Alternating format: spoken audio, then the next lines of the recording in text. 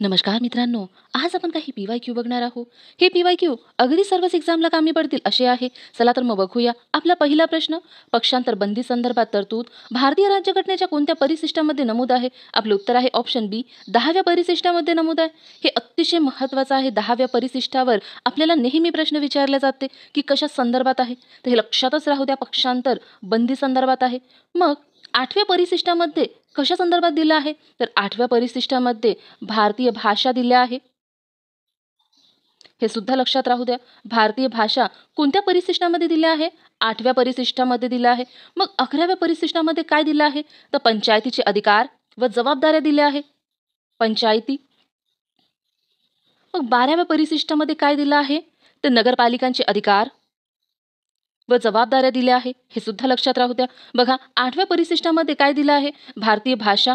10व्या परिशिष्टामध्ये पक्षांतर बंदी संदर्भात दिलं आहे आणि 11व्या पंचायतीचे अधिकार व जबाबदाऱ्या दिल्या आहे आणि 12व्या परिशिष्टामध्ये नगरपालिकांचे अधिकार व जबाबदाऱ्या दिल्या आहे. परिशिष्ट किती आहे? 12च आहे. आणि हे 3 परिशिष्ट अतिशय महत्त्वाचं आहे. नेहमी प्रश्न विचारले जाते. लक्षात राहू द्या. समोर बघूया. नासा ही संस्था कोठे स्थित आहे? आपले उत्तर आहे ऑप्शन ए, वॉशिंग्टनमध्ये स्थित आहे. मग नासाबद्दल आणखी काय माहिती हवं आपल्याला? तर नासाचं विस्तारित अर्थ माहिती हवं. काय आहे? National Aeronautics and Space Administration. नासाचा विस्तारित अर्थ National Aeronautics and Space Administration हे नाव आहे. मग हे लक्षातच राहू द्या. आपल्याला हे विचारले जाते. आणखी काय माहिती हवं? नासा ही संस्था काय आहे? कशा संदर्भात आहे? हे माहिती हवं आपल्याला. तर कशा संदर्भात आहे? तर नासा ही संस्था अंतराळ संशोधन करणारी एक अमेरिकन संस्था आहे. मग याची स्थापना कधी झाला? 1958 मध्ये. मग यावरून आणखी आपल्याला काय माहिती हवं? की अंतराळ संशोधन करणारी संस्था आपल्या भारतामध्ये पण आहे का? एक भारतीय संस्था पण आहे का? तर आहे. कोणती? इस्रो. याबद्दल सुद्धा आपल्याला माहिती हवं. बघूया आपण. बघा, तर इस्रोचं विस्तारित अर्थ काय आहे? Indian space research organisation. हे सुद्धा आपल्याला विचारलं गेलं आहे, लक्षातच राहू द्या. याची स्थापना कधी झाली? 1969 मध्ये झाली. जी Indian National Committee for Space Research या संस्थेची जागा इस्रोने घेतली 1969 मध्ये. हे सुद्धा लक्षात राहू द्या. इस्रोचं मुख्यालय माहिती हवं तुम्हाला कुठे आहे? बंगळुरूमध्ये आहे. समोरचा प्रश्न बघूया. बलाचे एसआय एकक कोणते? आपले उत्तर आहे ऑप्शन सी, न्यूटन. बलाचे एसआय एकक हे न्यूटन आहे. मग वेगाचा एसआय एकक कोणता आहे? तर आपलं उत्तर आहे ऑप्शन डी, मीटर प्रति सेकंद. मीटर प्रति सेकंद हे वेगाचं एसआय एकक आहे. त्वरणाचे एसआय एकक कोणते? आपलं उत्तर आहे ऑप्शन बी, मीटर प्रति सेकंद वर्ग. मीटर प्रति सेकंद वर्ग हे त्वरणाचे एसआय एकक आहे. मग आपण आत्ताच बघितलं, मीटर प्रति सेकंद हे कशाचा एकक आहे? तर हे वेगाचे एकक आहे. मीटर प्रति सेकंद असं म्हटलं तर वेगाचे एसआय एकक आणि वर्ग लागला तर हे त्वरणाचं एकक आहे. या प्रकारे समजून घ्या. मग न्यूटन कशाचा वर्ग आहे? आपण बघितलं आहे. बलाचे वेग एकक आहे. आणि राहिला आपला डी ऑप्शन. हे कशाचं एकक आहे? तर हे दाबाचं एकक आहे. हे चारही एकक लक्षातच राहू द्या. मीटर प्रति सेकंद वेगाचं एकक, मग मीटर प्रति सेकंद वर्ग लागला तर त्वरणाचं एकक आणि न्यूटन बलाचे एकक, पास्कल दाबाचे एकक. हे आपल्याला कोणत्या विषयामध्ये विचारल्या जाते? सायन्समध्ये विचारल्या जाते. मग सरळ सेवा असो की राज्यसेवासारखी एक्झाम असो विचारल्या जातेच. समोर बघूया. The rise of the Maratha power या ग्रंथाचे लेखक कोण? आपलं उत्तर आहे ऑप्शन ए, न्यायमूर्ती Mahadev Govind Ranade. The rise of the Maratha power या ग्रंथाचे लेखक न्यायमूर्ती महादेव गोविंद रानडे आहे. यांच्याबद्दल आणखी एक गोष्ट लक्षात ठेवा की यांनी भारतीय अर्थव्यवस्थेवर अनेक पुस्तके लिहिली. हे एक लक्षात राहू द्या. मग भारत सेवक समाजाची स्थापना कोणी केली? गोपाळ कृष्ण गोखलेंनी केली. कधी केली? 1905 मध्ये केली. हे वर्ष लक्षात राहू द्या. आपल्याला विचारले जाते. मग गांधीजींचे राजकीय गुरु कोण? गोपाळ कृष्ण गोखले हे राजकीय गुरु होते महात्मा गांधीजींचे. पहिला प्रश्न, खालीलपैकी कोणते शहर महाराष्ट्राची सांस्कृतिक राजधानी म्हणून ओळखले जाते? आपलं उत्तर आहे ऑप्शन 3, पुणे शहर. पुणे शहर महाराष्ट्राची सांस्कृतिक राजधानी म्हणून ओळखले जाते. मग महाराष्ट्राची उपराजधानी म्हणून कोणते शहर ओळखले जाते? तर ते नागपूर हे शहर ओळखले जाते. महाराष्ट्राची पहिली महानगरपालिका कोणती? आपलं उत्तर आहे ऑप्शन 1, मुंबई. समोरचा प्रश्न बघूया. लोकसभा व राज्यसभा यांच्या संयुक्त बैठकीचे अध्यक्षस्थान कोण भूषवतो? आपलं उत्तर आहे ऑप्शन 1, लोकसभा अध्यक्ष लोकसभा व राज्यसभा यांच्या संयुक्त बैठकीचे अध्यक्षस्थान लोकसभा अध्यक्ष भूषवतो. मग या संदर्भात कोणतं कलम आहे का? हो आहे. कोणतं कलम आहे? 118 या कलमामध्ये दिलं आहे. मग लोकसभा अध्यक्ष उपस्थित नसेल तर हे पद कोण भूषवते? लोकसभा उपाध्यक्ष हे पद भूषवते. जर लोकसभा उपाध्यक्ष सुद्धा गैरहजर असेल तर हे पद कोण भूषवते? राज्यसभामधील उपाध्यक्ष हे पद भूषवते. आणि हा सुद्धा व्यक्ती उपस्थित नसेल तर मग राष्ट्रपतीकडून नेमणूक केली जाते. राष्ट्रपतीकडून संयुक्त बैठकीच्या अध्यक्षपदी उपस्थित सदस्यांपैकी एखाद्या सदस्याची निवड केली जाते. या ठिकाणी एक प्रश्न उरतो की राज्यसभेचे सभापती संसदेच्या संयुक्त बैठकीचे अध्यक्षस्थान का स्वीकारू शकत नाही?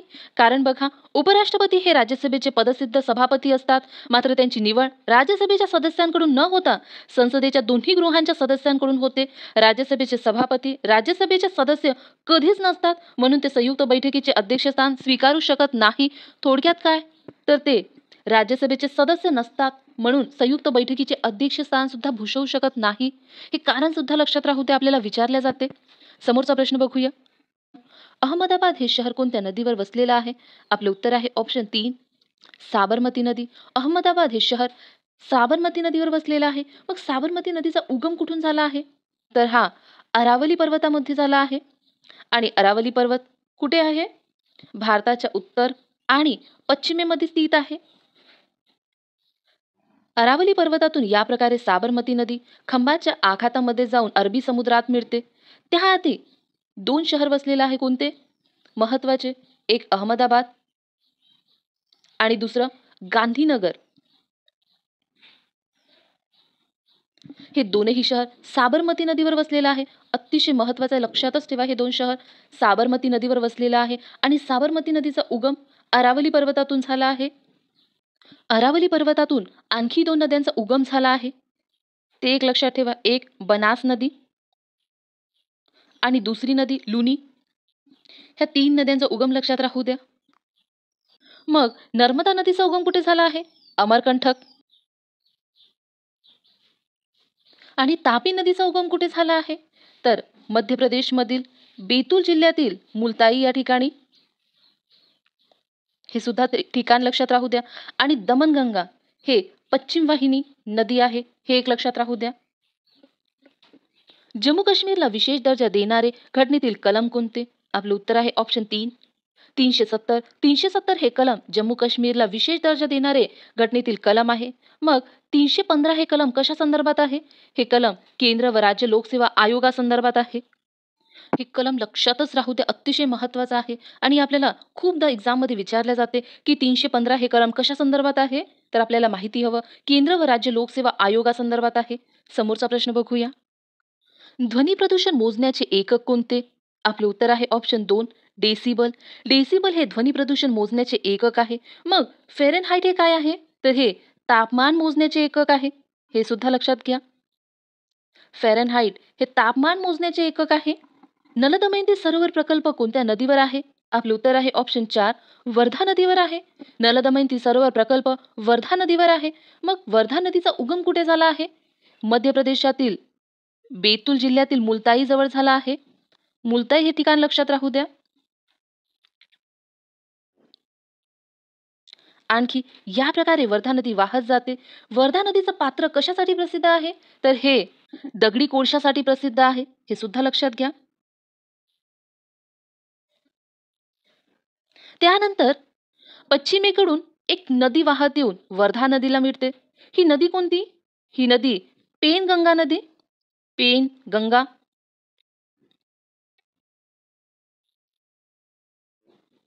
मग हे नदीपात्र कशासाठी प्रसिद्ध आहे? हे नदीपात्र चुनखडकसाठी प्रसिद्ध आहे. त्यानंतर एक नदी पूर्वेकडून वाहत येऊन वर्धा नदीस मिळते. ही नदी कोणती? वेनगंगा.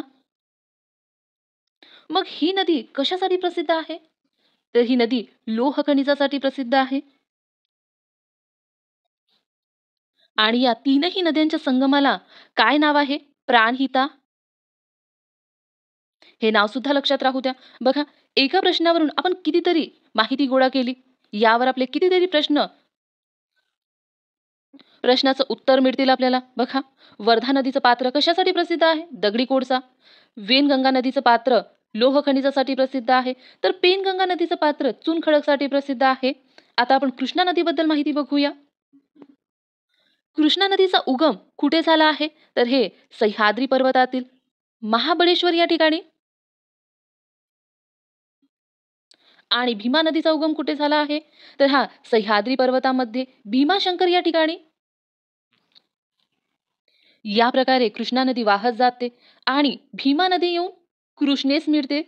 म्हणजेच भीमा नदी कृष्णा नदीची उपनदी आहे, हे सुद्धा लक्षात राहू द्या. मग नर्मदा नदीबद्दल बघूया. नर्मदा नदीचा उगम कुठे झाला आहे?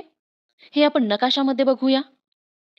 या ठिकाणी बघा, मुलताई हे ठिकाण दिलं आहे आणि इथून वर्धा नदीचा उगम झाला आहे. बघा, या प्रकारे या ठिकाणावरून पेनगंगा ही नदी वाहत येत आहे आणि इथून बघा वेनगंगा या ठिकाणी दिलं आहे. वेनगंगा ही नदी येऊन या ठिकाणी मिळत आहे आणि याच्या संगमाला बघा प्राणहिता हे नाव दिलं आहे. आणि या ठिकाणी अमरकंटक आहे.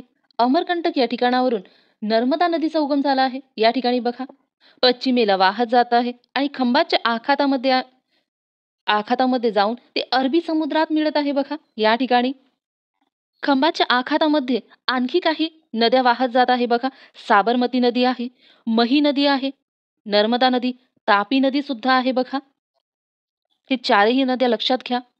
समोरचा प्रश्न बघूया. सरदार सरोवर प्रकल्प कोणत्या नदीवर आहे? आपलं उत्तर आहे ऑप्शन 3, नर्मदा नदीवर आहे सरदार सरोवर प्रकल्प. मग उजनी प्रकल्प कोणत्या नदीवर आहे? तर हे भीमा नदीवर आहे. गोदावरीवर कोणता प्रकल्प आहे? जायकवाडी आहे, अतिशय महत्वाचा आहे. आणखी गंगापूर. हे दोनही प्रकल्प अतिशय महत्वाचे, लक्षात राहू द्या. डिप्रेस्ड क्लास मिशन ऑफ इंडियाची स्थापना कोणी केली? आपलं उत्तर आहे ऑप्शन 2, वीरा शिंदे यांनी केली. कधी केली? 1906 मध्ये केली.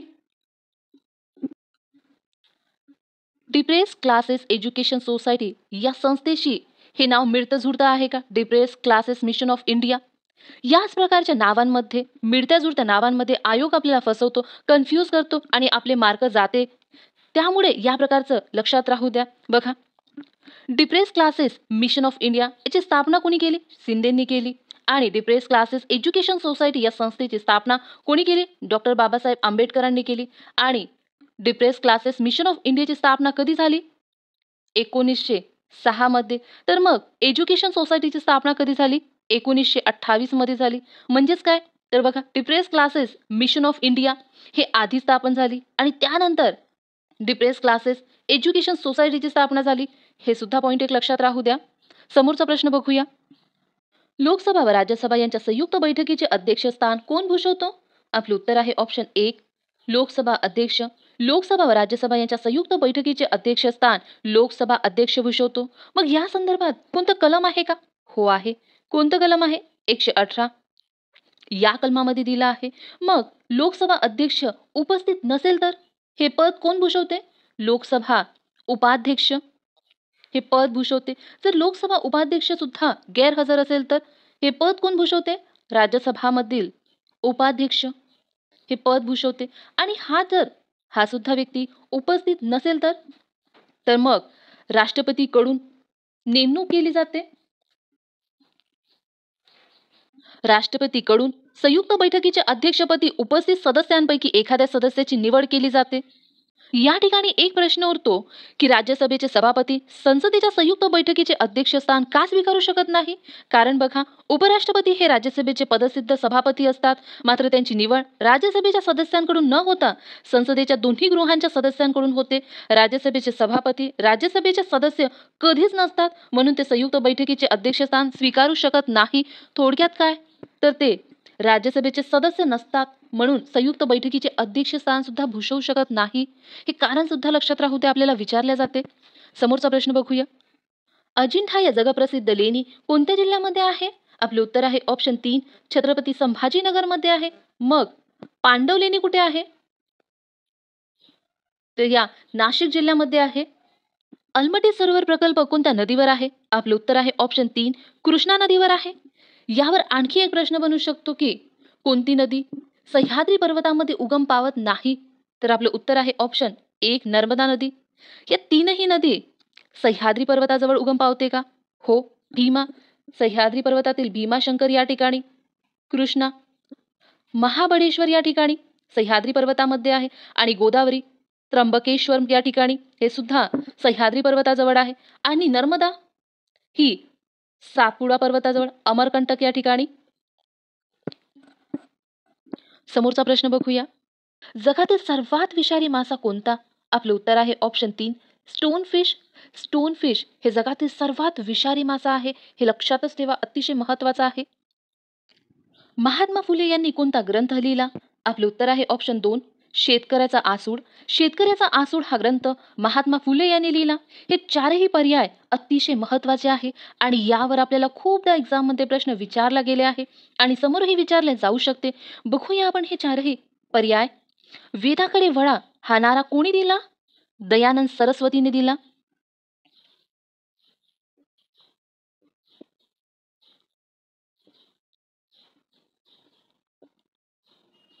मग सत्यार्थ प्रकाश हा ग्रंथ कोणी लिहिला? हा ग्रंथ दयानंद सरस्वतीनेच लिहिला. बघा, वेदाकडे वळा हा नारा आणि सत्यार्थ प्रकाश हा ग्रंथ दयानंद सरस्वतीने लिहिला. मग गीता रहस्य हा ग्रंथ कोणी लिहिला? लोकमान्य टिळक यांनी. हे लक्षात राहू द्या. वेदाकडे वळा हा नारा दयानंद सरस्वतीने दिला. सत्यार्थ प्रकाश हा ग्रंथ सुद्धा दयानंद सरस्वतीने लिहिला आणि शेतकऱ्याचा आसूड महात्मा फुलेंनी लिहिला आणि गीता रहस्य लोकमान्य टिळकांनी लिहिला. समोरचा प्रश्न बघूया. वाघा सीमेचे नाव बदलून ते आता काय झाले आहे? आपलं उत्तर आहे ऑप्शन 2, अटारी सीमा झाला आहे. बघा, वाघा सीमेचे नाव बदलून काय झालं आहे? अटारी सीमा झाला आहे आणि हे कोणत्या देशामध्ये आहे? भारत आणि पाकिस्तान. भारतातील कोणत्या राज्यामध्ये आहे? पंजाब. पंजाबमधील अमृतसर शहराजवळून 32 किलोमीटरवर आहे. एवढं विचारणार नाही, फक्त एवढं लक्षात राहू द्या, पंजाबमधील अमृतसर शहराजवळ आहे अटारी सीमा, एवढं लक्षात राहू द्या. ऍसिड रेन हे खालीलपैकी कशामुळे होते? आपले उत्तर आहे ऑप्शन 2, सल्फर डायऑक्साईडमुळे होते. हे लक्षातच राहू द्या. ऍसिड रेन हे सल्फर डायऑक्साईडमुळे होते. आणखी नायट्रोजन ऑक्साईडमुळे होते. बघा, सल्फर डायऑक्साईड आणि नायट्रोजन ऑक्साईडमुळे होते. या दोनमुळे ऍसिड रेन होऊ शकते, म्हणून हे या ऑप्शनमध्ये आपल्याला डायऑक्साईड दिला आहे, म्हणून हे ऑप्शन असणार का? नाही. पण हे दोन लक्षात राहू द्या, सल्फर डायऑक्साईड आणि नायट्रोजन ऑक्साईड. 1976 साली भारतीय राज्यघटनेच्या सरनाम्यामध्ये कोणत्या दोन शब्दाची भर घालण्यात आली? अतिशय महत्वाचा प्रश्न आहे आणि यावर सुद्धा आपल्याला खूपदा प्रश्न विचारले आहे, म्हणून लक्षात घ्या. आपलं उत्तर आहे ऑप्शन 2, समाजवादी आणि धर्मनिरपेक्ष. बघा, 1976 साली भारतीय राज्यघटनेच्या सरनाम्यामध्ये समाजवादी व धर्मनिरपेक्ष या दोन शब्दाची भर घालण्यात आली. आपल्या यावर आणखी एक प्रश्न बनतो की या दोन शब्दाची भर कोणत्या घटनादुरुस्तीनुसार सरनाम्यात घालण्यात आली? तर बघा, 42व्या घटनादुरुस्तीनुसार. 42व्या घटनादुरुस्तीनुसार आणखी काय काय ऍड करण्यात आलं? तर 10 मूलभूत कर्तव्य. हे सुद्धा लक्षात राहू द्या. 42व्या घटनादुरुस्तीने सरनाम्यामध्ये समाजवादी आणि धर्मनिरपेक्ष हे दोन शब्द ऍड करण्यात आले आणि भारतीय राज्यघटनेत 10 मूलभूत कर्तव्य सुद्धा ऍड करण्यात आले. हे दोन लक्षात राहू द्या. भारताला रिकामी जागा किलोमीटर लांबीची भूसीमा लाभलेली आहे. बघा, भारताला किती किलोमीटर लांबीची भूसीमा लाभलेली आहे? आपलं उत्तर आहे ऑप्शन 2, 15,200. 15,200 भारताला भूसीमा लाभलेली आहे. रिकामी जागाची स्थापना महात्मा ज्योतिराव फुले यांनी 1873 मध्ये केली. आपलं उत्तर आहे ऑप्शन 1, सत्यशोधक समाज. सत्यशोधक समाजाची स्थापना महात्मा ज्योतिराव फुले यांनी 1873 मध्ये केली. हे चारही पर्याय आपल्यासाठी अतिशय महत्वाचे आहे. यावर आपल्याला खूपदा एक्झाममध्ये प्रश्न विचारले गेले आणि समोरही विचारणारच आहे, म्हणून आपण बघूया यावर आणखी कशा प्रकारचे प्रश्न विचारले जाऊ शकते. बघा, सत्यशोधक समाजाची स्थापना कोणी केली या प्रकारचा प्रश्न असू शकते. तर आपलं उत्तर आहे महात्मा ज्योतिराव फुलेंनी सत्यशोधक समाजाची स्थापना केली. दुसरा प्रश्न कसा विचारला जाईल? सत्यशोधक समाजाची स्थापना कधी झाली? 1873 मध्ये. तिसरा प्रश्न असेल, सत्यशोधक समाजाची स्थापना कोणत्या ठिकाणी झाली? तर आपलं उत्तर आहे पुणे. पुणे या ठिकाणी सत्यशोधक समाजाची स्थापना झाली. आर्य समाजाबद्दल कशा प्रकारे प्रश्न विचारला जाईल की आर्य समाजाची स्थापना कोणी केली? दयानंद सरस्वतीने केली.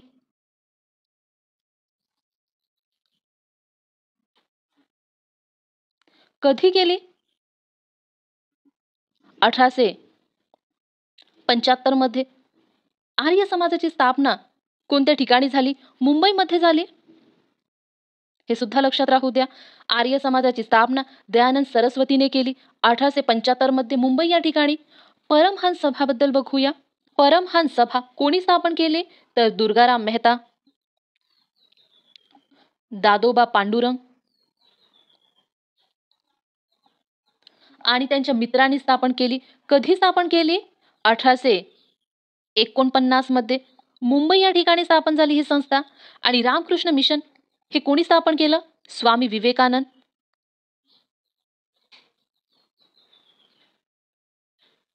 कधी स्थापन झालं हे मिशन? 1897 मध्ये स्थापन झालं. बघा, सत्यशोधक समाज कधी स्थापन झालं? 1873 मध्ये. आणि आर्य समाज 1875 मध्ये. या चारही समाज किंवा मिशन 1800 मध्ये आहे, हे लक्षात घ्या. बघा, 1800.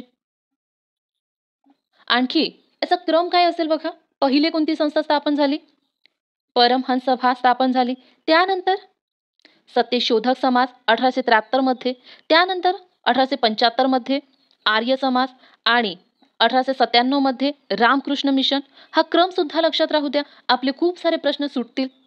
समोरचा प्रश्न बघूया. वनामध्ये मातीचे वाहून जाण्याचे प्रमाण खुल्या जागेच्या तुलनेत रिकामी जागा असते. आपले उत्तर आहे ऑप्शन 2, कमी असते. वनामध्ये मातीचे वाहून जाण्याचे प्रमाण खुल्या जागेच्या तुलनेत कमी असते. का? कारण झाडांची मुळे मातीला धरून असते, त्यामुळे मातीचे वाहून जाण्याचे प्रमाण कमी असते वनांमध्ये. हा प्रश्न तुम्हाला सोपी वाटेल, पण भूगोलमध्ये याच प्रकारचे सोपी प्रश्न विचारले जाते, म्हणून या प्रकारचे प्रश्न तुम्ही लक्षात घेत चला. समोर बघूया.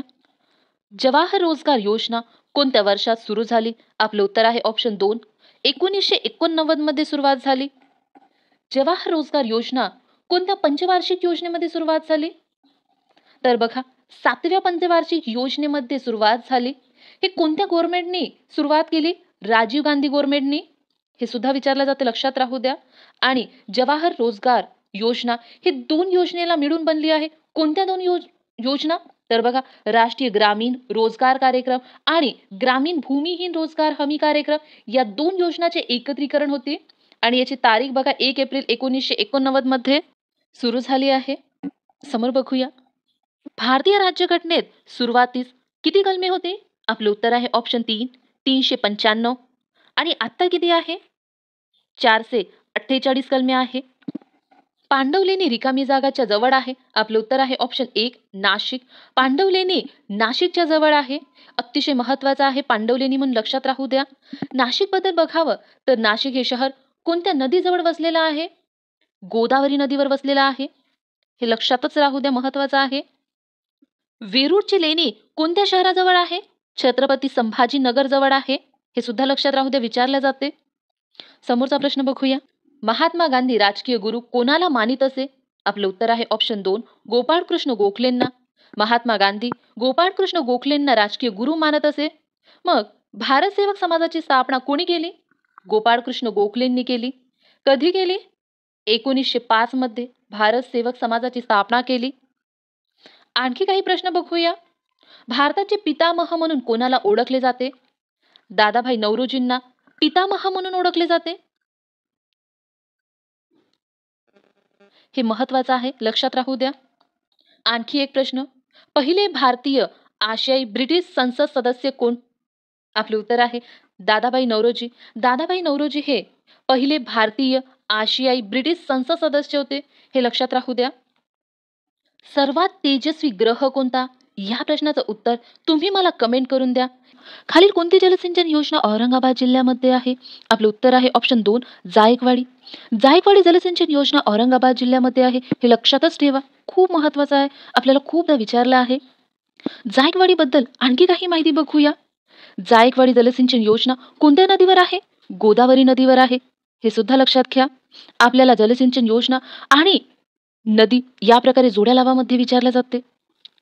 जायकवाडी या जलसिंचन योजनेला आणखी कोणत्या नावाने ओळखल्या जाते का? हो, कोणत्या? नाथसागर.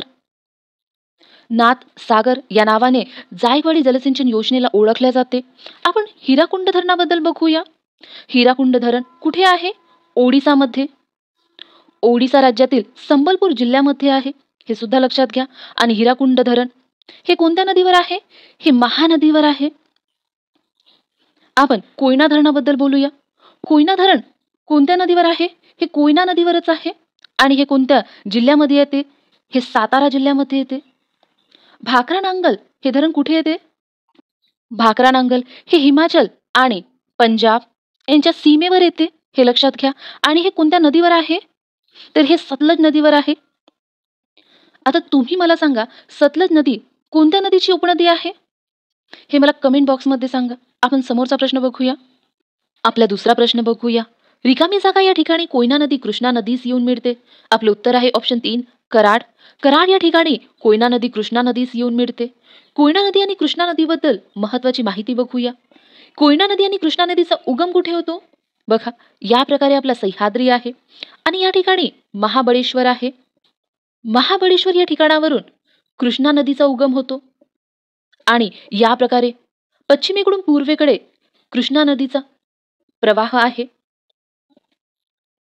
आणि कोयना नदीचा उगम सुद्धा महाबळेश्वर या ठिकाणावरूनच होतो.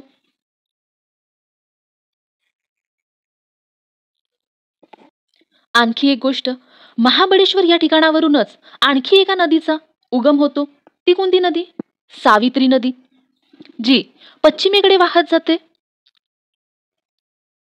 या प्रकारे 3 नदीचा उगम लक्षात ठेवा. महाबळेश्वर या ठिकाणावरून कोणत्या 3 नदीचा उगम होतो? सावित्री, कृष्णा आणि कोयना नदी. कोयना नदीबद्दल आणखी आपण काय बघू शकतो? कोयना नदीवरच कोयना जलसिंचन प्रकल्प आहे आणि तो कोणत्या जिल्ह्यामध्ये आहे? सातारा जिल्ह्यामध्ये आहे. आत्ताच बघितलं आपण. आणखी एक गोष्ट, जेव्हा कोयना नदी हे कृष्णा नदीला या ठिकाणी येऊन मिळते, या ठिकाणाला नाव काय आहे? कराड. पण या ठिकाणी जेव्हा संगम होतो कोयना आणि कृष्णाचा, तर त्या संगमाला काही नाव आहे. ते नाव काय आहे? प्रीती संगम. हे सुद्धा लक्षात राहू द्या. आपल्याला वन लाइनर मध्ये विचारल्या जाऊ शकते. बघा, आपला सातारा झाला. सातारामध्ये काय आहे? कोयना धरण आहे. कराडमध्ये प्रीती संगम आणि महाबळेश्वर या ठिकाणावरून 3 नद्यांचा उगम होतो, सावित्री, कृष्णा आणि कोयना. आता कोल्हापूर बद्दल एखादी महत्वाची माहिती तुम्ही मला कमेंट बॉक्समध्ये सांगा. आपला तिसरा प्रश्न, या सरोवराची निर्मिती उल्कापातामधून झालेली आहे. या प्रश्नाचं उत्तर अगदी सर्वांनाच माहिती आहे, लोणार. मग आपण हा प्रश्न का घेतला आहे? कारण लोणार सरोवराच्या व्यतिरिक्त दुसरे सुद्धा सरोवर आहे, जसे चिल्का सरोवर, सांबार सरोवर, पुलिकत सरोवर. याबद्दल आपण माहिती बघूया. चिल्का सरोवर हे कुठे आहे? हे ओडिसा राज्यामध्ये आहे. सांबार सरोवर कुठे आहे? राजस्थानमध्ये आहे. आणखी पुलिकत सरोवर कुठे आहे? हे आंध्र प्रदेश आणि तमिळनाडू यांच्या सीमेवर आहे. हे लक्षात राहू द्या, महत्वाचं आहे. आपण हे नकाशामध्ये बघूया. चिल्का सरोवर बघा या ठिकाणी आहे. कोणत्या राज्यामध्ये? ओडिसा राज्यामध्ये आहे. या ठिकाणी पुलिकत सरोवर आहे. आंध्र प्रदेश आणि तमिळनाडू यांच्या बॉर्डरवर आहे. आणि या ठिकाणी बघा कोल्लेरू सरोवर हे आंध्र प्रदेशमध्ये आहे. आणखी या ठिकाणी बघा वेमनाड सरोवर कुठे आहे? केरळमध्ये आहे. आणि हे महत्वाचं सरोवर लोणार सरोवर हे महाराष्ट्रातील बुलढाणा जिल्ह्यामध्ये आहे. आणि हे सांबर सरोवर हे कुठे आहे? राजस्थान या ठिकाणी आहे. हे लक्षातच राहू द्या, सांबर सरोवर राजस्थानमध्ये आहे आणि चिल्का सरोवर ओडिसामध्ये आहे. कोलेरू सरोवर आंध्र प्रदेशमध्ये आहे. वेमनाड सरोवर केरळमध्ये आहे. हे आपल्याला विचारले जातात. हा आपला प्रश्न. आपण चिल्का सरोवर बघितलं, ओडिसामध्ये आहे. सांबार सरोवर बघितलं, राजस्थानमध्ये आहे. पुलिकत सरोवर बघितलं, आंध्र प्रदेश आणि तमिळनाडू यांच्या सीमेवर आहे. लोणार सरोवर बघितलं, महाराष्ट्रातील बुलढाणा जिल्ह्यामध्ये आहे. या प्रश्नामध्ये आणखी काही माहिती बघायची राहिली का? बघा, लोणार या सरोवराची निर्मिती उल्कापातामुळे झालेली आहे. उल्कापात हा एक शब्द बघायचा आहे. बघूया आपण. उल्कापात समजून घेण्यासाठी आपल्याला आणखी काही महत्वाची माहिती समजून घ्यावी लागेल. ही माहिती आपण 6वीच्या जुन्या भूगोलच्या पुस्तकातील सूर्यमाला या पहिल्या पाठामधून बघणार आहोत. आपल्याला आधी खगोल म्हणजे काय समजून घ्यायचं आहे. आकाशात दिसणाऱ्या असंख्य चांदण्या आपल्यापासून खूप दूर अंतरावर आहे. चंद्र, सूर्य हे त्या मानाने पृथ्वीच्या जवळ आहे, म्हणून त्याचे गोल आकार आपण बघू शकतो. बघा, सूर्य व चंद्र यांचे गोल आकार आपण का बघू शकतो? कारण ते पृथ्वीच्या जवळ आहे म्हणून. इतर तारे, ग्रह देखील आकाराने सर्वसाधारण गोल असतात. बघा, इतर तारे, ग्रह आकाराने सर्वसाधारण गोल असतात. पूर्णतः गोल असतात का? नाही, सर्वसाधारण गोल असतात.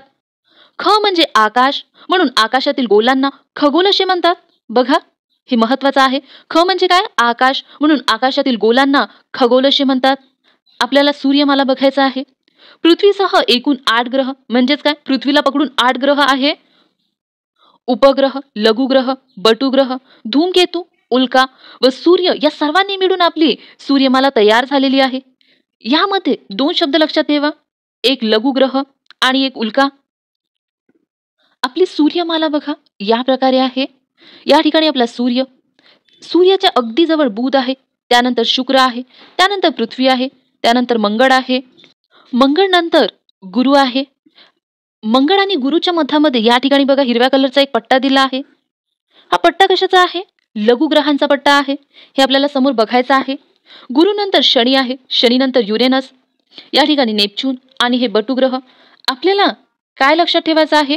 मंगळ आणि गुरुच्या मध्यामध्ये हा लघुग्रहाचा पट्टा लक्षात ठेवा फक्त. आपल्याला लघुग्रह बघायचा आहे. बघा, सूर्यमालेमध्ये मंगळ व गुरु या ग्रहांच्या दरम्यान असंख्य लहान लहान खगोलांचा एक पट्टा निर्माण झाला आहे. हे आताच बघितलं आपण आकृतीमध्ये. या पट्ट्यातील खगोलांना लघुग्रह म्हणतात. बघा, या पट्ट्यातील खगोलांना काय म्हणतात? लघुग्रह म्हणतात.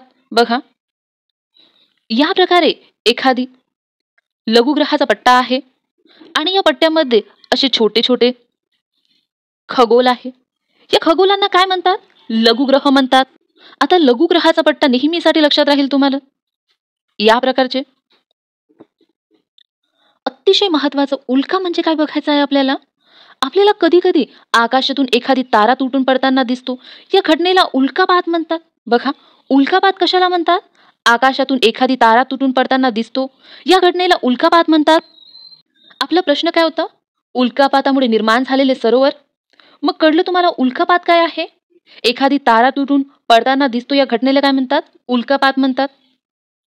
अनेक वेळा या उल्का म्हणजे लघुग्रहाच्या पट्ट्यातून येणारे शिलाखंड असतात. बघा, उल्का काय आहे? उल्का म्हणजे लघुग्रहाच्या पट्ट्यातून येणारे शिलाखंड असतात. आपण माहिती बघितली ती या ठिकाणी का मी आली. बघा, उल्का म्हणजे लघुग्रहाच्या पट्ट्यातून येणारे शिलाखंड असतात. ते पृथ्वीच्या वातावरणात आल्यावर त्यांच्याशी होणाऱ्या घर्षणाने जळतात, त्यांना उल्का असे म्हणतात. उल्का म्हणजे काय? तर शिलाखंड जे लघुग्रहाच्या पट्ट्यातून येतात, ते पृथ्वीच्या वातावरणात आल्यावर त्याच्याशी घर्षणाने जळतात, त्यांना उल्का असे म्हणतात. थोडक्यात उल्का म्हणजे काय? तर शिलाखंड जळतात त्याला उल्का म्हणतात. काही वेळेस उल्का पूर्णतः न जळता पृथ्वीच्या पृष्ठभागावर पडतात, त्यांना अश्नी असे म्हणतात. अश्नी म्हणजे काय? उल्का पूर्णतः न जळता पृथ्वीच्या पृष्ठभागावर पडतात, त्यांना अश्नी असे म्हणतात. महाराष्ट्रातील लोणार सरोवर अशाच अश्नी आघाताने तयार झाले आहे. मिळालं आपल्या प्रश्नाचं उत्तर. लोणार सरोवर कशामुळे तयार झालं आहे? अश्नी आघाताने. आणि अश्नी म्हणजे काय? तर उल्का पूर्ण न जळता पृथ्वीच्या पृष्ठभागावर पडतात, त्यांना अश्नी म्हणतात. या ठिकाणी आपल्याला काय लक्षात ठेवायचं आहे? उल्कापात म्हणजे काय हे एक लक्षात राहू द्या. आकाशातून एखादी तारा तुटून पडताना दिसतो, या घटनेला उल्कापात म्हणतात. आणखी उल्का म्हणजे काय हे लक्षात राहू द्या. उल्का म्हणजे काय? तर लघुग्रहाच्या पट्ट्यातून येणारे शिलाखंड जे पृथ्वीच्या वातावरणात आल्यावर त्याच्याशी होणाऱ्या घर्षणाने जळतात, त्यांना उल्का म्हणतात. हे लक्षातच राहू द्या. आणखी काय लक्षात ठेवायचं आहे? अश्नी म्हणजे काय? तर उल्का पूर्णतः न जळता पृथ्वीच्या पृष्ठभागावर पडतात, त्यांना अश्नी म्हणतात. हे एक लक्षात घ्या. आणि लोणार सरोवर कशामुळे तयार झाला आहे? अश्नी आघाताने तयार झाला आहे. या ठिकाणी आपला हा प्रश्न पूर्ण झाला. या खालीलपैकी कोणती नदी पश्चिम वाहिनी नदी नाही? आपलं उत्तर आहे ऑप्शन 3, कोयना. कोयना ही नदी पश्चिम वाहिनी नदी नाही. या प्रश्नावरून आणखी आपल्याला एक माहिती समजते. वैतरणा तानसा, शास्त्री या नद्या कशा आहे? पश्चिम वाहिनी नद्या आहे. हे लक्षात राहू द्या. आपल्याला या प्रकारचा प्रश्न नेहमी विचारला जाते. आपण मागच्या लेक्चरमध्ये कोयना नदीबद्दल काही माहिती बघितली होती. बघूया आपण या पण लेक्चरमध्ये. म्हणजेच तुम्हाला हे नेहमीसाठी लक्षात राहून जाईल. कोयना नदीचा उगम कुठे झाला आहे? या प्रकारे आपला सह्याद्री आहे. या ठिकाणी महाबळेश्वर आहे. महाबळेश्वर या ठिकाणावरून कोयना नदीचा उगम झाला आहे. आणि महाबळेश्वर याच ठिकाणावरून आणखी एका नदीचा उगम झाला आहे. कोणत्या? कृष्णा नदीचा उगम झाला आहे. हे लक्षातच राहू द्या. आणि समोर जाऊन कोयना नदी कृष्णा नदीला मिळते. या प्रकारे या ठिकाणाला काही नाव आहे. काय? कराड. आणि या ठिकाणी कृष्णा आणि कोयना नदीचा संगम होतो. या संगमाला सुद्धा काही नाव आहे. काय नाव आहे? या संगमाला प्रीती संगम म्हणते. हे सुद्धा विचारले गेले आहे. लक्षात राहू द्या. महाबळेश्वर या ठिकाणावरून आणखी एका नदीचा उगम होतो. ती नदी कोणती? सावित्री, जी पश्चिमेला वाहत जाते. हे लक्षात घ्या. आणि कोयना धरण कोणत्या जिल्ह्यामध्ये आहे? सातारा जिल्ह्यामध्ये आहे. हे सुद्धा आपल्याला विचारलं गेलं आहे, म्हणून लक्षात राहू द्या. समोरचा प्रश्न बघूया. महाराष्ट्रातील सर्वात जास्त लांबीची नदी कोणती? आपलं उत्तर आहे ऑप्शन 2 गोदावरी. महाराष्ट्रातील सर्वात जास्त लांबीची नदी गोदावरी आहे. आपण गोदावरी नदीबद्दल आणखी काही माहिती बघूया. गोदावरी नदीचा उगम कुठे झाला आहे? बघा, हा सह्याद्री आहे. सह्याद्री जवळ या ठिकाणी त्र्यंबकेश्वर आहे. त्र्यंबकेश्वर या ठिकाणावरून गोदावरी नदीचा उगम होतो आणि या प्रकारे गोदावरी नदी वाहत जाते. गोदावरी नदीवर या ठिकाणी गंगापूर धरण आहे. हे लक्षातच राहू द्या, विचारले जाते.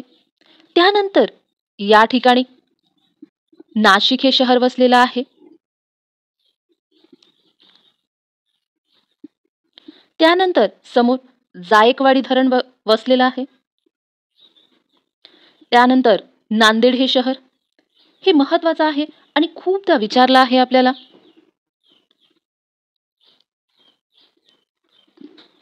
त्यानंतर या ठिकाणी विष्णुपुरी धरण, हे सुद्धा लक्षात राहू द्या. वर्धा नदीबद्दल बघूया. वर्धा नदीचा उगम कुठे झाला आहे? मध्य प्रदेशातील बैतूल या जिल्ह्यामध्ये. बैतूल या जिल्ह्यातील मुलताई या ठिकाणी झाला आहे बघा. आणि या ठिकाणावरून या प्रकारे वर्धा नदी वाहत येते. त्यानंतर या ठिकाणावरून पेनगंगा ही नदी वर्धा नदीला मिळाली. समोर जाऊन या ठिकाणावरून वेनगंगा ही नदी वर्धा नदीला मिळाली आणि या संगमाला काय नाव आलं? प्राणहिता. आणि हा संगम, ही प्राणहिता नदी गोदावरी नदीला येऊन मिळाली. या प्रकारे समोर या नदीला गोदावरी नदी याच नावानं ओळखलं गेलं. आपण आता भीमा नदी आणि कृष्णा नदीबद्दल बघूया. कृष्णा नदीचा उगम कुठे झाला आहे? सह्याद्री पर्वत या ठिकाणी महाबळेश्वर आहे. महाबळेश्वर या ठिकाणावरून कृष्णा नदीचा उगम होऊन कृष्णा नदी या प्रकारे पूर्वेला वाहत जाते. भीमा नदीचा उगम कुठे झाला आहे? भीमाशंकर या ठिकाणी. सह्याद्री पर्वताच्या पूर्वेला भीमा नदी सुद्धा पूर्वेला वाहत जाते आणि कृष्णेला येऊन मिळते. आपण हे नकाशामध्ये बघूया. या ठिकाणी महाबळेश्वर हे ठिकाण दिलं आहे. महाबळेश्वर या ठिकाणावरून कृष्णा नदीचा उगम होतो आणि या प्रकारे कृष्णा नदी वाहत जाऊन बंगालच्या उपसागरामध्ये कृष्णा नदीचा अस्त होतो. महाबळेश्वरच्या वरती बघा, या ठिकाणी भीमाशंकर दिला आहे. भीमाशंकर या ठिकाणावरून भीमा नदीचा उगम होतो आणि या प्रकारे वाहत जाऊन या ठिकाणी कृष्णा नदीस मिळते. कृष्णा नदीच्या वरती बघा, या ठिकाणी त्र्यंबकेश्वर हे ठिकाण दिलं आहे आणि त्र्यंबकेश्वर या ठिकाणावरून गोदावरी नदीचा उगम होतो. गोदावरी नदी या प्रकारे वाहत जाऊन बंगालच्या उपसागरामध्ये गोदावरी नदीचा अस्त होतो. आणि बघा, वरती मुलताई हे ठिकाण दिलं आहे. मुलताई हे ठिकाण कुठे आहे? मध्य प्रदेश या ठिकाणी आहे. या ठिकाणावरून 2 नद्याचा उगम होतो. कोणता?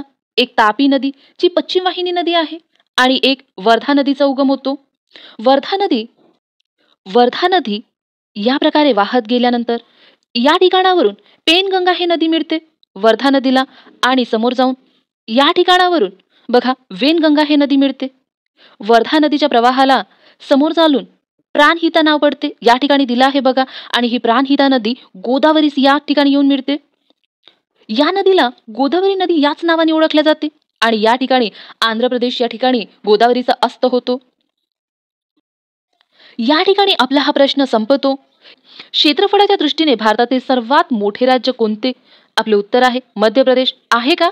नाही. का?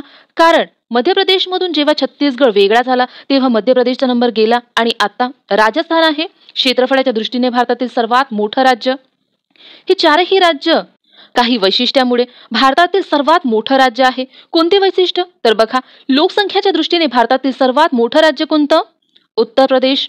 हे लक्षात राहू द्या. लोकसंख्येच्या बाबतीत भारतातील सर्वात मोठं राज्य कोणतं? उत्तर प्रदेश. शहरीकरणासाठी भारतातील सर्वात मोठं राज्य कोणतं? तमिळनाडू. आणि जंगलाबाबत भारतातील सर्वात मोठं राज्य कोणतं? मध्य प्रदेश. जमलं का? चारही ऑप्शन. जंगलासाठी भारतातील सर्वात मोठं राज्य मध्य प्रदेश, क्षेत्रफळाच्या दृष्टीने भारतातील सर्वात मोठं राज्य राजस्थान आणि शहरीकरणासाठी सर्वात मोठं राज्य तमिळनाडू आणि लोकसंख्येबाबत उत्तर प्रदेश. समोरचा प्रश्न बघूया. कलम 280 हे खालीलपैकी कशाशी संबंधित आहे? आपले उत्तर आहे ऑप्शन 4 वित्त आयोगासाठी 280 हे कलम आहे. भारताचा महान्यायवादी यासाठी कोणतं कलम आहे? 76. राष्ट्रपतीसाठी काय आहे? 52 आणि पंतप्रधानासाठी 74 हे कलम आहे. खालीलपैकी विसंगत घटक ओळखायचा आहे आपल्याला. आपले पर्याय आहे गंगापूर गोदावरी, कोयना कृष्णा, गोसीखुर्द वैनगंगा, उजनी भीमा. आपलं उत्तर आहे ऑप्शन 2 कोयना कृष्णा हे विसंगत घटक आहे. का? कारण बघा गंगापूर धरण गोदावरी नदीवर आहे, गोसीखुर्द धरण वैनगंगा नदीवर आहे, उजनी धरण भीमा नदीवर आहे, पण कोयना धरण कृष्णा नदीवर आहे का? नाही. मग हे कोयना नदीवरच आहे, हे लक्षात राहू द्या. कोयना आणि कृष्णा नदीबद्दल आपण बघूया. कोयना आणि कृष्णा नदीचा उगम कुठे झाला आहे? या प्रकारे सह्याद्री पर्वत आहे. सह्याद्री पर्वत या ठिकाणी महाबळेश्वर आहे. महाबळेश्वर या ठिकाणावरून कृष्णा नदीचा उगम होतो आणि या प्रकारे पूर्वेला वाहत जाते.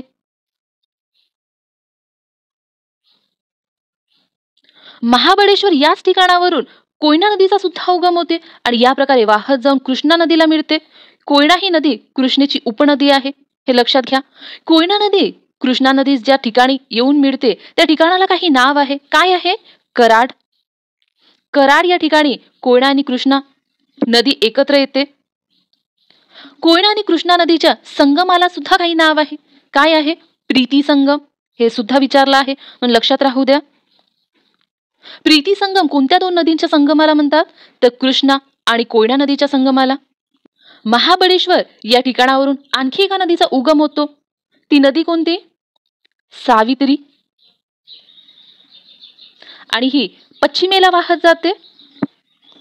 आणखी एक प्रश्न. कोयना नदीवर एक धरण आहे, कोयना धरण. आणखी एक धरण आहे शिवसागर. हे लक्षातच राहू द्या. शिवसागर हे धरण कुठे आहे? कोयना नदीवर आहे. तुमच्यासाठी आणखी एक प्रश्न. त्र्यंबकेश्वर या ठिकाणी कोणत्या नदीचा उगम झाला आहे? गोदावरी नदीचा. महाबळेश्वर या ठिकाणी कोणत्या नद्यांचा उगम झाला आहे? कोयना आणि कृष्णा नदीचा. भीमाशंकर या ठिकाणी कोणत्या नदीचा उगम झाला आहे? भीमा नदीचा उगम झाला आहे. लोह खनिजासाठी कोणती नदी प्रसिद्ध आहे? वेनगंगा नदी लोह खनिजासाठी प्रसिद्ध आहे. हे सुद्धा लक्षात राहू द्या, विचारलं आहे खूपदा. जमलं का आपले चारही ऑप्शन? एका प्रश्नामधून आपण कितीतरी माहिती गोळा केली आहे, समजून घेतली आहे. रिस्टर स्केल हे काय मोजण्याचे मापक आहे? आपलं उत्तर आहे ऑप्शन 3 भूकंप लहरी. रिस्टर स्केल हे भूकंप लहरी मोजण्याचे मापक आहे. हे लक्षातच राहू द्या. आपल्याला खूपदा विचारले जाते. हे सायन्समध्ये विचारले जाते, भूगोलमध्ये सुद्धा विचारले जाते म्हणून लक्षात राहू द्या. आपण भूकंप लहरीबद्दल आणखी काही माहिती बघूया. भूकंप लहरी समजून घेण्यासाठी आधी आपल्याला भूकंप म्हणजे काय हे समजून घ्यावं लागेल आणि भूकंप समजून घेण्यासाठी आधी आपल्याला पृथ्वीचे अंतरंग समजून घ्यावं लागेल. ही माहिती आपण जुन्या 8वीच्या भूगोलच्या पुस्तकामधील 4थ्या पाठामधून बघत आहोत. याचे लेक्चर्स आपल्या चॅनलवर अवेलेबल आहे. या पाठामध्ये अतिशय महत्त्वाची माहिती आहे. बघूया आपण पृथ्वीचे अंतरंग. पृथ्वीच्या पृष्ठभागापासून ते केंद्रापर्यंत असलेल्या पदार्थाच्या गुणधर्मात फरक आढळतो. त्यानुसार पृथ्वीच्या अंतरंगाचे भूकवच, प्रावरण व गाभा असे 3 भाग मानले जातात. बघा, पृथ्वीच्या अंतरंगाचे किती भाग मानले जातात? 3 भाग मानले जातात. कोणते? भूकवच, प्रावरण आणि गाभा असे 3 भाग मानले जातात. आणि हे भाग कशावरून मानले जातात? तर बघा, पृथ्वीच्या पृष्ठभागापासून ते केंद्रापर्यंत असलेल्या पदार्थाच्या गुणधर्मात फरक आढळतो. या फरकानुसार हे 3 भाग पडतात. हे लक्षात राहू द्या. समोर बघूया.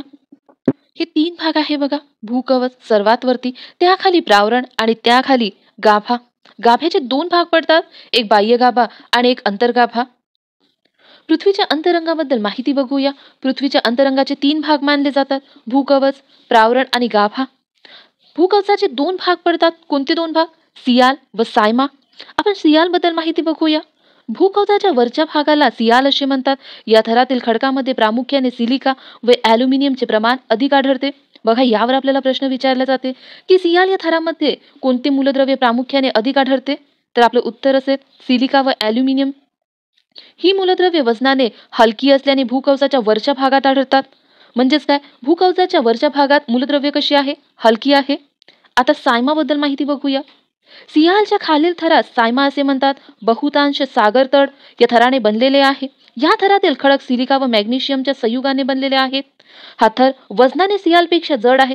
म्हणजेच बघा, भूकवचाचा वरचा भाग कसा आहे? वजनाने हलका आणि त्याच्या खालचा भाग वजनाने थोडा जड आहे. फरक आढळला पदार्थांमध्ये. समोर बघूया प्रावरणाबद्दल माहिती. प्रावरणाबद्दल माहिती बघूया.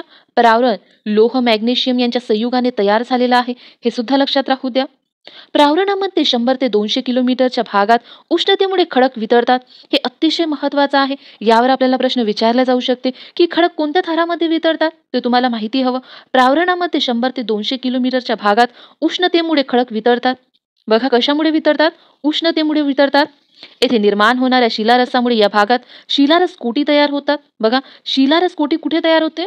प्रावरणामध्ये. ज्वालामुखी क्रियेतून भूपृष्ठावर येणारा लावारस येथे निर्माण होतो. हे यावर सुद्धा तुम्हाला विचारले जाऊ शकते की लावारस कुठे निर्माण होतो? प्रावरणामध्ये निर्माण होतो. गाभ्याबद्दल माहिती बघूया. या थराचे बाह्य भाग व अंतर्भाग असे 2 भाग पडतात. बाह्य भाग द्रवरूप तर अंतर्भाग घनरूप आहे. बघा, पदार्थामध्ये फरक आढळला का?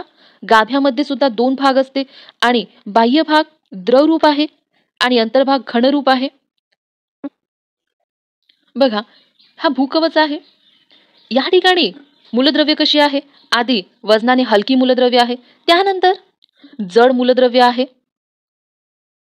आणि हा प्रावरण यामध्ये कसा आहे? लावारस तयार होते, म्हणजे द्रव असेल. आणि बाह्य गाभ्यामध्ये सुद्धा द्रव आहे आणि अंतर्गाभ्यामध्ये घनरूप. हे बघितलं आहे आपण. पृथ्वीच्या पृष्ठभागापासून केंद्रापर्यंत होत जाणारे बदल. बघा, या ठिकाणी काय म्हणताय? पृथ्वीच्या पृष्ठभागापासून केंद्रापर्यंत होत जाणारे बदल. हे बदल का होतात? कारण बघा, हे द्रव आणि घन पदार्थ आहे. या प्रकारे पदार्थामध्ये फरक आहे, त्यामुळे पृथ्वीच्या पृष्ठभागापासून केंद्रापर्यंत बदल होत जातात. हे महत्वाचं लक्षातच राहू द्या. समोर बघूया. पृथ्वीच्या पृष्ठभागाकडून केंद्राकडे जाताना अंतर्गत भागात काही बदल होतात. ते पुढील प्रमाणे आहे. पृथ्वी थंड होण्याची प्रक्रिया पृष्ठभागापासून सुरू झाली. अंतर्गत भागात तापमान जास्त असते, त्यामुळे गाभ्याकडे जाताना तापमानात वाढ होते. बघा, यावर प्रश्न विचारला आहे आपल्याला.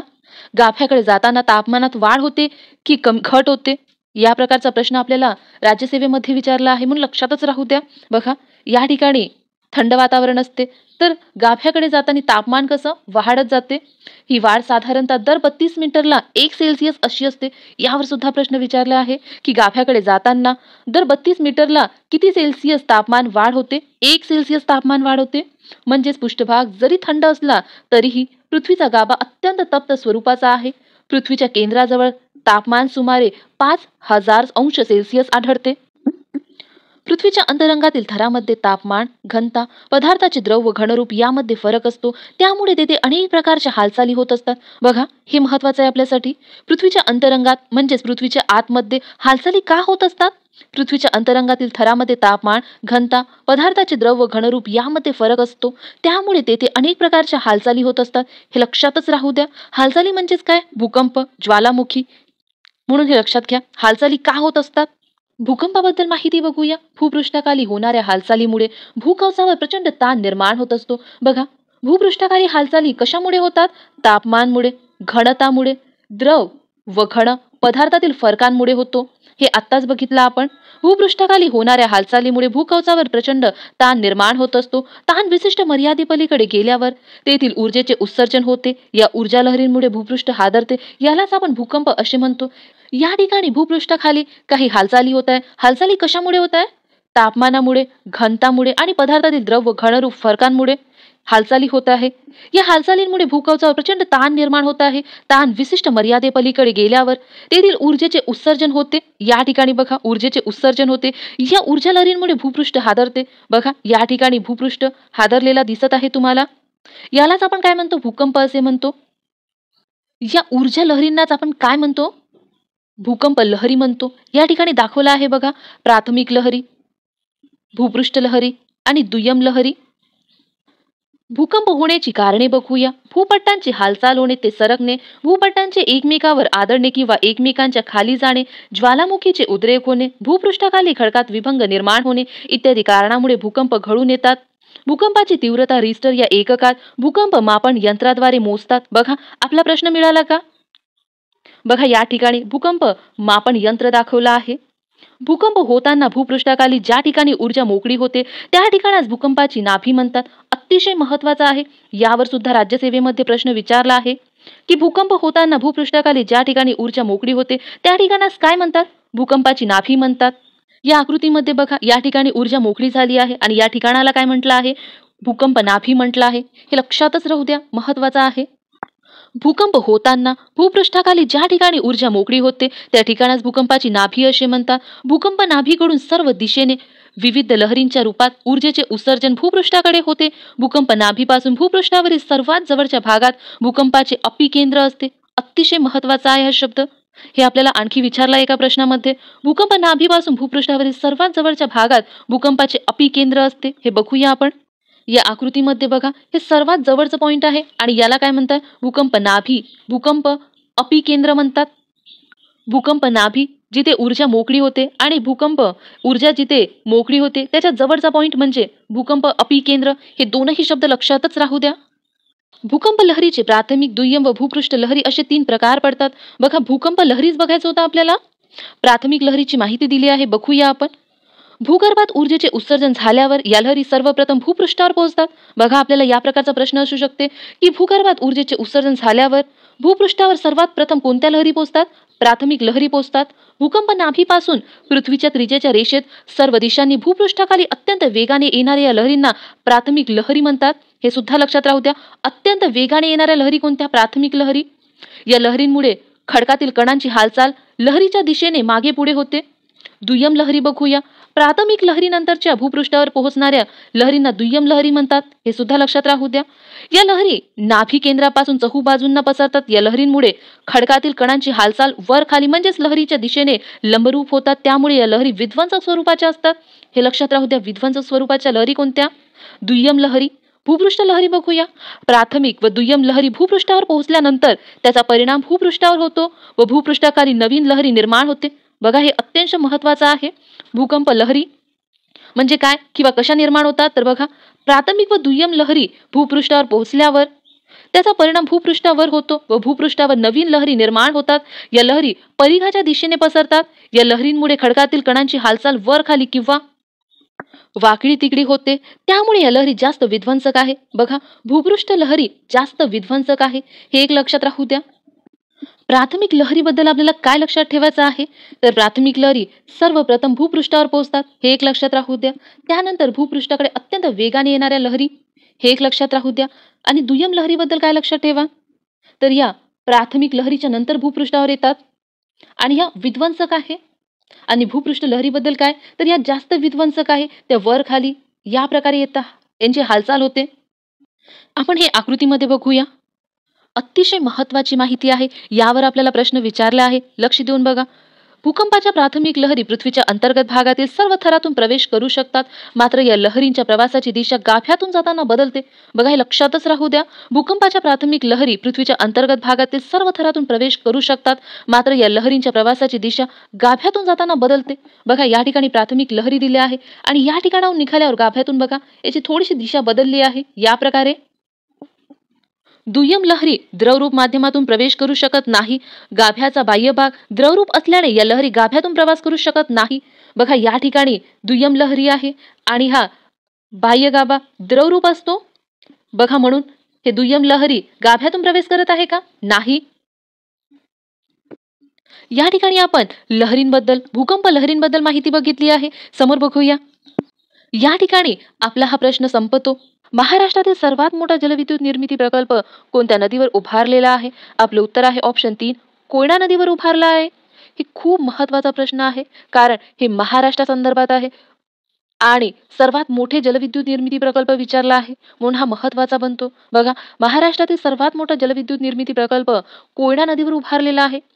कोयना नदीबद्दल आणखी काही गोष्टी विचारल्या जातात, की कोयना धरण कोणत्या नदीवर आहे? तर कोयना नदीवरच आहे.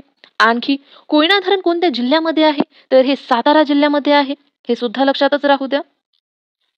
आणखी कोयना नदीबद्दल बघावं तर कोयना नदीचा उगम कुठे झाला आहे? सह्याद्री पर्वतातील महाबळेश्वर या ठिकाणी. हे सुद्धा विचारलं जाते उगम. कोयना नदीचा उगम महाबळेश्वर या ठिकाणावरून होतो. कोयना नदीवर काही धरण आहे का? हो, शिवसागर हे धरण आहे. हे एक लक्षात राहू दे, महत्वाचं आहे. आणखी कोयना धरण आहे. कोयना नदी कोणत्या नदीची उपनदी आहे? कृष्णा नदीची उपनदी आहे. आणि ही नदी उगम कुठे पावते? महाबळेश्वर याच ठिकाणी उगम पावते. कोयना आणि कृष्णा नदीचा उगम महाबळेश्वर या एकाच ठिकाणावरून होतो. हे सुद्धा लक्षात राहू द्या. कोयना आणि कृष्णाचा उगम होते त्या ठिकाणाला काही नाव आहे. काय नाव आहे? कराड. हे ठिकाण लक्षात राहू द्या, आपल्याला विचारलं आहे. आणि कोयना आणि कृष्णाचा संगम होते, या संगमाला काही नाव आहे. ते नाव काय आहे? प्रीती संगम. अतिशय महत्वाचा आहे. गोदावरी नदीबद्दल बघावं तर गोदावरी नदीचा उगम कुठे झाला आहे? सह्याद्री पर्वताच्या त्र्यंबकेश्वर या ठिकाणावरून. हे सुद्धा विचारलं जाते. या प्रकारे आंध्र प्रदेशाकडे वाहत जाते, पश्चिम दिशेला वाहत जाते. गोदावरी नदीवर गंगापूर धरण आहे, महत्वाचं आहे आपल्यासाठी. त्यानंतर नांदेड हे शहर बसलेलं आहे. त्यानंतर जायकवाडी हे धरण बसलेलं आहे. त्यानंतर नाशिक हे शहर बसलेलं आहे. नाशिक आणि नांदेड. आणखी एक धरण आहे कोणतं? विष्णुपुरी धरण. हे 3 धरण आणि हे 2 शहर लक्षात राहू द्या, खूपदा आपल्याला एक्झाम मध्ये विचारले जाते. वर्धा नदीबद्दल बघावं तर वर्धा नदीचा उगम कुठे होते? मध्य प्रदेशातील बेतुल या जिल्ह्यातील मुलताई जवळ होते. हे मुलताई हा शब्द लक्षात राहू द्या. या प्रकारे वर्धा नदी वाहत येते. वर्धा नदीला पश्चिमेकडून पेनगंगा ही नदी येऊन मिळते. त्यानंतर पूर्वेकडून वेनगंगा ही नदी येऊन मिळते. बघा या ठिकाणी वेनगंगा ही नदी दिली आहे. या तीनही नदीच्या एकत्र प्रवाहाला काही नाव पडते. काय? प्राणहिता हे नाव पडते. आणि ही नदी गोदावरी नदीला या प्रकारे येऊन मिळते. पेनगंगा नदी खोरे हे कशासाठी प्रसिद्ध आहे? चून खडकसाठी प्रसिद्ध आहे. हे लक्षातच राहू द्या. वर्धा नदी हे खोरं कशासाठी प्रसिद्ध आहे? हे दगडी कोळशासाठी प्रसिद्ध आहे. आणि वेनगंगा हे नदी खोरं कशासाठी प्रसिद्ध आहे? तर हे लोह खनिज आणि मॅग्नेशियम साठी प्रसिद्ध आहे. हे लक्षातच राहू द्या. आपण समोरचा प्रश्न बघूया. पितामह हे कोणत्या प्रसिद्ध व्यक्तीचे टोपण नाव आहे? आपलं उत्तर आहे ऑप्शन 4, दादाभाई नौरोजी. दादाभाई नौरोजी यांना पितामह या प्रसिद्ध टोपण नावाने ओळखले जाते. आपला दुसरा प्रश्न, भारताचे लोह पुरुष म्हणून कोणाला ओळखले जाते? वल्लभभाई पटेल यांना ओळखले जाते. हे सुद्धा लक्षात राहू द्या, महत्वाचं आहे.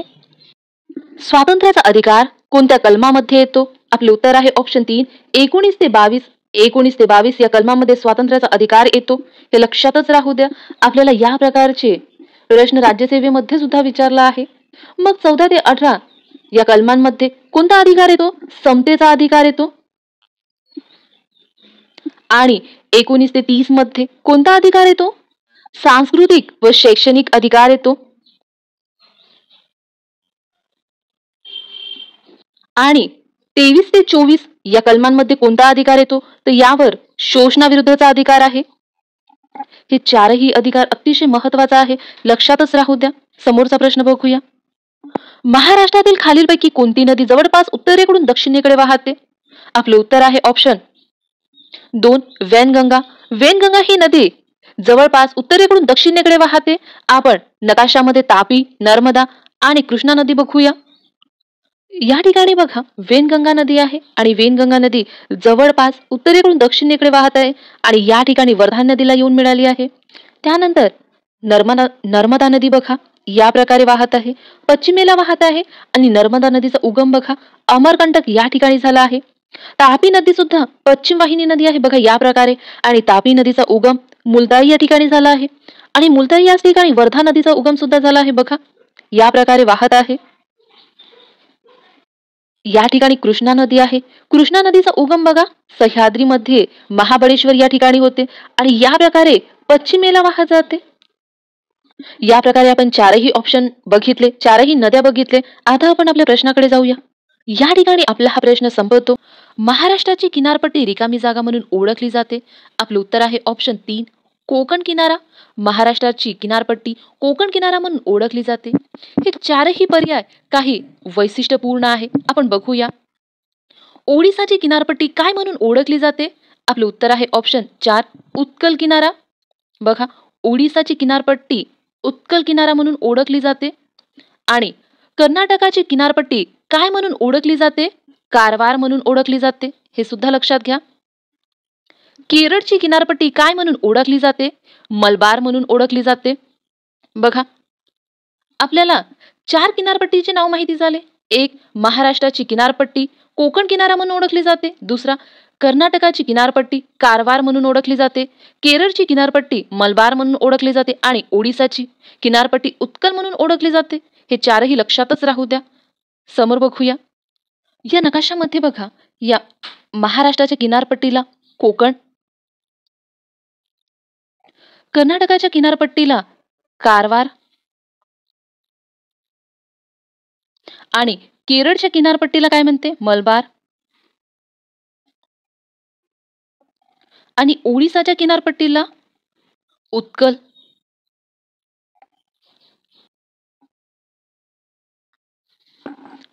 आंध्र प्रदेश आणि तमिळच्या किनारपट्टीला काही म्हणते का? हे तुम्ही मला कमेंट करून सांगा. बांदीपूर राष्ट्रीय उद्यान कोणत्या राज्यामध्ये आहे? आपले उत्तर आहे ऑप्शन 2 कर्नाटक या राज्यामध्ये आहे. मग बांधवगड राष्ट्रीय उद्यान कुठे आहे? तर हे मध्य प्रदेश या ठिकाणी आहे. आपल्याला या दोनही राष्ट्रीय उद्यानांमध्ये फसवल्या जाते कारण हे मिळतं जुळतं आहे. बांदीपूर आणि बांधवगड आपण कन्फ्यूज होतो म्हणून आयोग आपल्याला या शब्दामध्ये फसवल्या जाते. म्हणून लक्षातच राहू द्या. बांदीपूर राष्ट्रीय उद्यान कर्नाटकमध्ये आहे तर बांधवगड मध्य प्रदेश या राज्यामध्ये आहे. आणखी दुसरा प्रश्न तुमच्यासाठी. सिमलीपाल राष्ट्रीय उद्यान कुठे आहे? तर हे ओडिसामध्ये आहे. समोरचा प्रश्न बघूया. उजनी हे धरण कोणत्या नदीवर आहे? आपले उत्तर आहे ऑप्शन 1 भीमा नदीवर आहे. उजनी हे धरण भीमा नदीवर आहे. भीमा नदीचा उगम कुठे झाला आहे? भीमाशंकर. आणि गोदावरीचा उगम कुठे झाला आहे? हे त्र्यंबकेश्वर या ठिकाणी झाला आहे. आणि गोदावरी नदीचा अस्त कुठे झाला आहे? तर आंध्र प्रदेशातील राजमुंद्री येथील राजमुंद्री, हे लक्षातच राहू द्या. हे महत्वाचं ठिकाण आहे. पेनगंगा नदी कशासाठी प्रसिद्ध आहे? चून खडकसाठी. आणि तापी नदीचा उगम कुठे झाला आहे? मध्य प्रदेशातील बेतूल जिल्ह्यातील मुलताई या ठिकाणी. हे लक्षातच ठेवा. भीमा नदीचा उगम कुठे झाला? भीमाशंकर. गोदावरी नदीचा त्र्यंबकेश्वर आणि तापी नदीचा मुलताई जवळ. आणि चून खडकसाठी कोणतं नदी खोरं प्रसिद्ध आहे? पेनगंगा. समोरचा प्रश्न बघूया. नियोजन आयोगाचा पदसिद्ध अध्यक्ष कोण असतो? आपलं उत्तर आहे ऑप्शन 3 पंतप्रधान असतो. पंतप्रधानाचा कलम काय आहे? 74 आहे. राष्ट्रपतीचा कलम काय आहे? 52 आहे. आणि उपराष्ट्रपतीचा 63 आहे. 63व्या कलमामध्ये उपराष्ट्रपती पदाची तरतूद केली आहे. हे तीनही कलम लक्षातच राहू द्या. समोरचा प्रश्न बघूया. खालीलपैकी कोणती नदी बंगालच्या उपसागरात मिळत नाही? आपले उत्तर आहे ऑप्शन 1 नर्मदा. नर्मदा ही नदी बंगालच्या उपसागरात मिळत नाही. तर ही अरबी समुद्रात मिळते, हे लक्षात घ्या. आपण नकाशामध्ये बघूया. आधी नर्मदा नदीचा उगम कुठे झाला आहे बघूया. कुठे झाला आहे? तर हे अमरकंटकमध्ये झाला आहे. कृष्णा नदीचा उगम कुठे झाला आहे?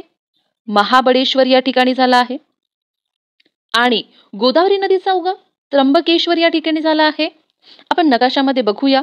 या नकाशामध्ये बघा, अमरकंटक या ठिकाणी नर्मदा नदीचा उगम होऊन या प्रकारे पश्चिमेला वाहत जाऊन अरबी समुद्रामध्ये मिळते.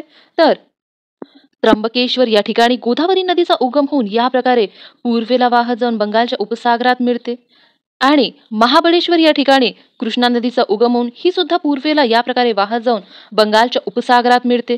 आणि महानदी बघा, या प्रकारे वाहत जाऊन ती सुद्धा बंगालच्या उपसागरात मिळते.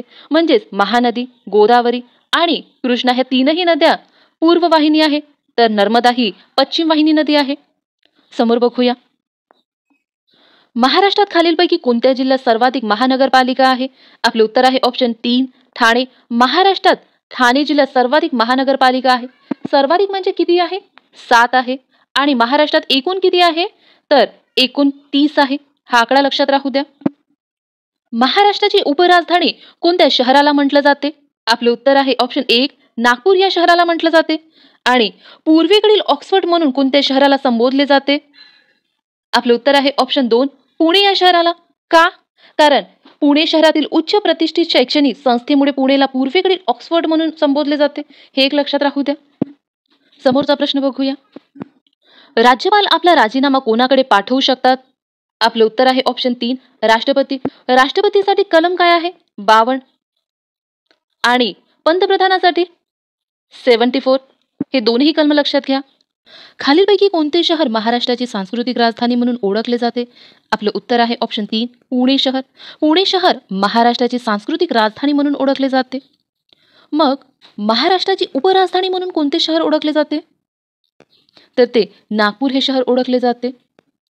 महाराष्ट्राची पहिली महानगरपालिका कोणती? आपले उत्तर आहे ऑप्शन 1 मुंबई. समोरचा प्रश्न बघूया. टोमॅटोचा लाल रंग कोणत्या रासायनिक पदार्थामुळे असतो? आपले उत्तर आहे ऑप्शन 4 लायकोपीनमुळे असतो. टोमॅटोचा लाल रंग लायकोपीन या रासायनिक पदार्थामुळे असतो. पृथ्वीपासून सर्वात जवळचा तारा कोणता? आपले उत्तर आहे ऑप्शन 3 सूर्य.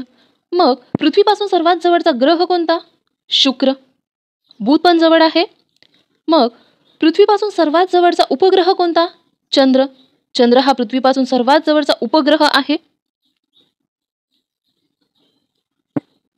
निरोगी माणसाच्या शरीराचे तापमान किती असते? आपले उत्तर आहे ऑप्शन 2 37 अंश सेल्सिअस. निरोगी माणसाच्या शरीराचे तापमान 37 अंश सेल्सिअस असते. हे लक्षात राहू द्या. खूपदा आपल्याला या प्रकारचे प्रश्न विचारले जाते. समोर बघूया. खालीलपैकी विसंगत घटक ओळखायचा आहे आपल्याला. आपले पर्याय आहे गंगापूर गोदावरी, कोयना कृष्णा, गोसीखुर्द वैनगंगा, उजनी भीमा. आपले उत्तर आहे ऑप्शन 2 कोयना कृष्णा. हेच का? कारण बघा, गंगापूर धरण हे गोदावरी नदीवर आहे, गोसीखुर्द धरण हे वैनगंगा नदीवर आहे आणि उजनी धरण भीमा नदीवर आहे. पण कोयना धरण कृष्णा नदीवर आहे का? नाही, हे कोयना नदीवरच आहे. आपण कोयना धरणाबद्दल माहिती बघूया. कोयना धरण कुठे आहे? सातारा जिल्ह्यामध्ये आहे. हे विचारलं आहे म्हणून लक्षात राहू द्या. सातारा. कोयना आणि कृष्णा नदीबद्दल माहिती बघूया आपण. बघा, कोयना आणि कृष्णा नदीचा उगम कुठे झाला आहे? या प्रकारे सह्याद्री पर्वत आहे. सह्याद्री पर्वत या ठिकाणी महाबळेश्वर ठिकाण आहे. महाबळेश्वर या ठिकाणावरून कृष्णा नदीचा उगम होतो आणि या प्रकारे पूर्वेला वाहत जाते.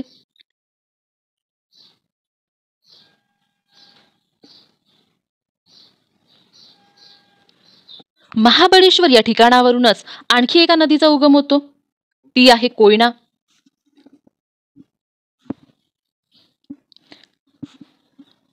आणि कृष्णा नदीस येऊन मिळते. या ठिकाणाला काय नाव आहे? कराड. हे सुद्धा विचारलं आहे की कृष्णा नदीला कोयना नदी कोणत्या ठिकाणी येऊन मिळते? कराड या ठिकाणी येऊन मिळते. आणि कृष्णा आणि कोयनाच्या संगमाला काय नाव आहे? प्रीती संगम. हे सुद्धा विचारलं आहे. कोयना नदीवर कोयना धरण आहे.